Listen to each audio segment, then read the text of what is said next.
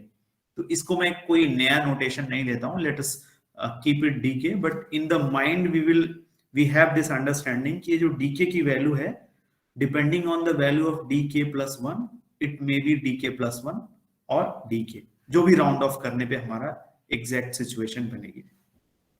ठीक है, अब इसमें हम अगर the moment we round it off this number m to m bar, then this value is considered as a true value and this m bar is considered as an approximate value।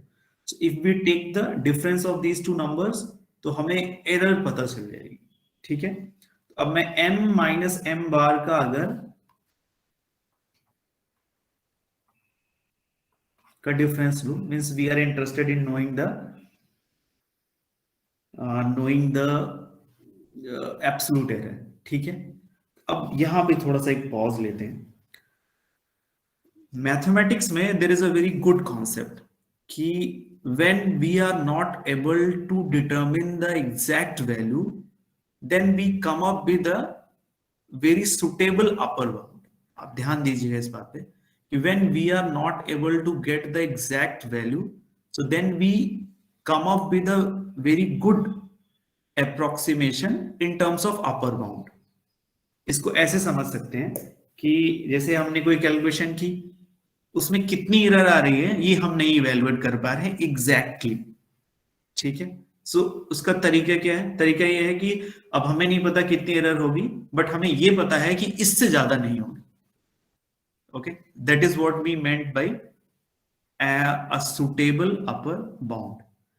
तो उससे हमें ये तो नहीं exactly पता है कि error कितनी होगी, बट जब एरर का बाउंड हमें पता है कि इससे ज्यादा तो नहीं होगी, तो हम एज्यूम कर लेंगे आगे चलते हैं, एरर आएगी तो देख लेंगे, होगी भी तो कितनी होगी, इतनी होगी. सो that is one of the very fine concept in mathematics which works. आपने जब मैथ्स 2 में भी पढ़ा होगा तो वहां पे भी जब एरर एनालिसिस किया होगा, specifically in the Taylor series expansion, तो वहां पे भी हम अपर बाउंड की ही बात करते थे. तो same concept will utilize here. अब यहाँ पे एग्जैक्ट वैल्यू हमें क्यों नहीं मिल रही है, ये भी समझना इंपॉर्टेंट है, क्योंकि इस जो डीके एंट्री है, डीके एंट्री के बारे में हम श्योर नहीं, क्योंकि it will depend on the value of DK plus one. It may remain DK और it may turn into DK plus one, means only plus one in the DK. इसीलिए exactly हमें पता नहीं चल रहा है, क्योंकि अगर ये डीके प्लस वन 4 हुआ तो ये इट विल रिमेन डीके. अगर डीके प्लस वन 6 हुआ, it will turn up DK plus one, या डीके प्लस वन 5 हुआ तो it will convert to its nearest even value. तो इसीलिए हमें इसका एग्जैक्ट वैल्यू नहीं पता चल पा रहा है. ठीक है, एग्जैक्ट वैल्यू नहीं पता चल पा रही है, then we'll seek the its एलिटर प्रोसीजर, और इसका एक हम अच्छा सा अपर बाउंड लेके आते हैं, ताकि हमें ये पता चले कि हमें ये तो नहीं आइडिया लग रहा है कि कितनी एरर होगी, बट हाँ ये पता है कि इससे ज्यादा तो नहीं होगी. ठीक है, दैट इज इक्वली गुड. तो एक एग्जांपल मैं लेता हूं, उससे हम बहुत कंफर्टेबली ये समझ पाएंगे कि ये जो डिफरेंस है m माइनस एम बार, ये जो है इसका एक अपर बाउंड आसानी से लिखा जा सकता है. ठीक है, तो इन जनरल भी हम कर सकते हैं, बट ये उदाहरण आपके लिए थोड़ा सा इजी रहे. सपोज एक नंबर लेता हूं मैं m, जो है 0.2535 2535. ओके, तो यहां पर हम इसको अप्रोक्सीमेट करते हैं. Let us approximate it up to 3 decimal places, means these 3 values. Okay, तो जैसे ही मैं इसका राउंड ऑफ वैल्यू लिखूंगा से m बार, तो I need to check all these 3 rules. तो ये last entry is 5, so we need to check for the nearest even number. So it will turn out into 0.2, 5 and 4. ठीक है, 0.25 and 4 इसकी approximate value हो गई, जो कि राउंड ऑफ करने से आई. अब इनका हम डिफरेंस ले लेते हैं. डिफरेंस लेंगे तो हमें एरर पता चल जाएगी. अब डिफरेंस कितना है, m माइनस m बार. आप इसको सब्सट्रैक्ट करेंगे तो see how much you will get. You will get 0.5. Subtract ही करके दिखा देते हैं आपको. 0.2540 एंड 0.2535. 10 में से 5, 5, 3, 0, 0, 0.0, इतनी वैल्यू आ गई. इसको अगर मैं लिखना चाहूं तो इस तरीके से लिख सकता हूं, 0.5 into 10 to the power minus 3. ठीक है, आप ध्यान दीजिए यहाँ पे 0.5 into 10 to the power minus 3, या इसको एक तरीके से और भी लिख सकते हैं हम, 1/2 into 10 to the power minus 3. ठीक है, तो ये सिचुएशन आ गई व्हेन और m and m bar is this particular value. ठीक है, अब यहाँ पे ये जो 3 आया है, दिस इज वेरी इंपॉर्टेंट, क्योंकि ये 3 वही 3 है जो नंबर ऑफ सिग्निफिकेंट प्लेसेस या नंबर ऑफ डेसिमल प्लेसेस पे हम अप्रोक्सीमेट राउंड ऑफ कर रहे थे. आप याद कीजिए हमने क्या डिक्लेयर किया था कि we are going to round it off this small m up to 3 decimal places. तो यहां पे ये 3 आया. You can choose another example as well, the same phenomenon will come out. ठीक है, अब एक डिफरेंस है यहाँ पे कि जो नंबर हमने चूज किया था उस नंबर की लास्ट एंट्री 5 थी, तो ये 4 हो गया. Means last second last entry में we add 1 more value. Okay, इसका अदर सिनेरियो क्या हो सकता है कि हो सकता है ये 0.253 रह जाता, 0.253 रह जाता, तो उस केस में क्या डिफरेंस जो आता इससे छोटा आ जाता। यहाँ पे ध्यान दीजिएगा दोनों बातें। जब यहाँ पे 5 था तो एग्जैक्टली इतनी वैल्यू आई इनके डिफरेंस की, बट अगर यहाँ पे 5 की जगह पे कोई दूसरी वैल्यू होती तो जो डिफरेंस आता वो इससे कम आता, 1/2 इंटू 10⁻³ से कम आता। तो ये जो एंट्री है, इस एंट्री को we are going to take as an upper bound in the general case of the difference of m minus m bar. Okay, so we will rightfully be able to write less than or equal to 1/2 into 10 to the power minus k. k clear होना चाहिए आपको, k वही entry है जिस digit तक हम इसको round of कर रहे थे, ठीक है। और less than or equal to क्यों है, because we have covered first two round off rules as well, पहले दोनों राउंड ऑफ रूल भी हम कवर करेंगे। तो अगर तीनों के लिए हमें कंबाइंड एक्सप्रेशन लिखना है, so that is why this inequality is there, ठीक है।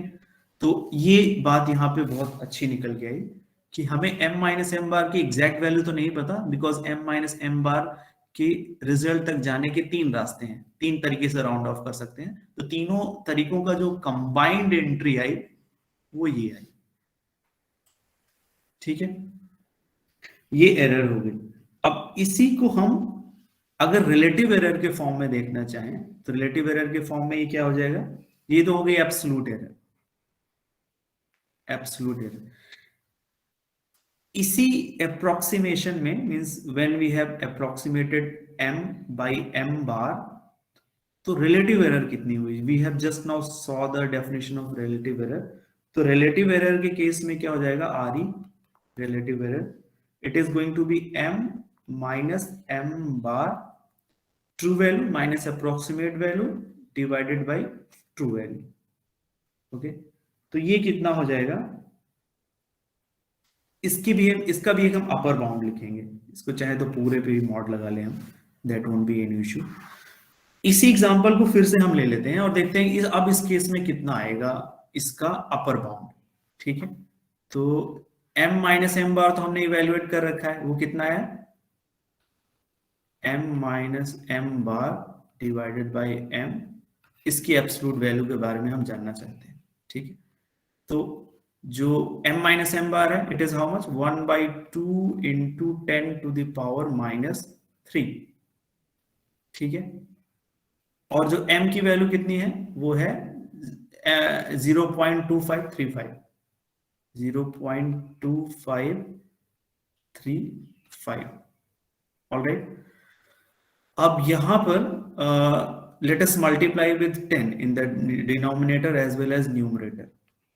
10 का मल्टीप्लीकेशन करेंगे हम, तो ये कितना हो जाएगा, 1/2 इंटू 10⁻, एक 10 की पावर आ गई 1-3, ठीक है। I am writing this for a purpose so that we can write its general form as well.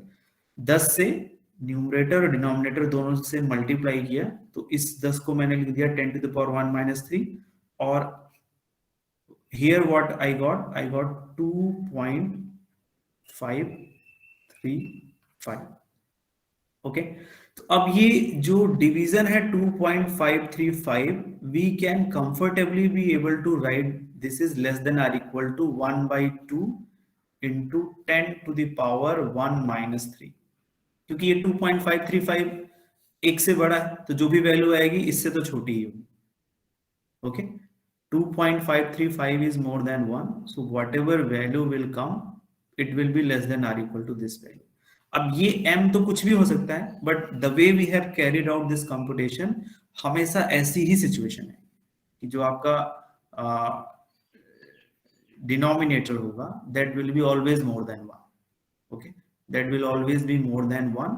तो इस सिचुएशन में there is no harm to write this inequality in general, okay।